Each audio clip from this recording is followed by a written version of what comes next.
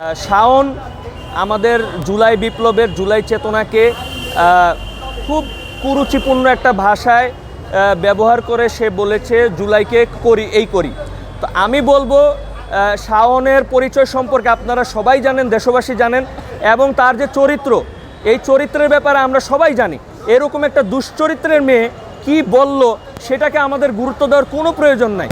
সে তার হয়তো ফেসবুকে বলেছে, হয়তো বা কোনো সাংবাদিক ভাইয়ের মাধ্যমে বলেছে। আমি আপনাদের মাধ্যমে বলবো, আপনারা কারোর ইন্টারভিউ নেওয়ার আগে তার চরিত্র সম্পর্কে একটু নেটে ঘাটাঘাটি করে নেবেন। যে দুশ্চরিত্র, যার অতীত কর্মকাণ্ড খারাপ, যার পরিবারের সাথে স্বৈরাচারী চিন্তাধারা আছে, তাদের বক্তব্য আপনারা কোনোভাবেই যেন প্রচার না করেন। এটা দেশের স্বার্থে মঙ্গলজনক। যেহেতু আপনারা জাতির বিবেক, সাংবাদিকদেরকে জাতির বিবেক বলা হয়, অতএব আমি বলবো এই বিবেককে আপনারা সবসময় জাগ্রত রাখবেন। আর শাওন যে এই জুলাইকে নিয়ে কুরুচিপূর্ণ বক্তব্য দিয়েছে, বর্তমান সরকারকে আবার স্মরণ করিয়ে দিতে চাই, এই 16-17 বছরের দমন পীড়নের পরে দীর্ঘ একটা দমন পীড়ন বর্তমান প্রধানমন্ত্রীর পরিবার এমন কি সহ্য করেনি।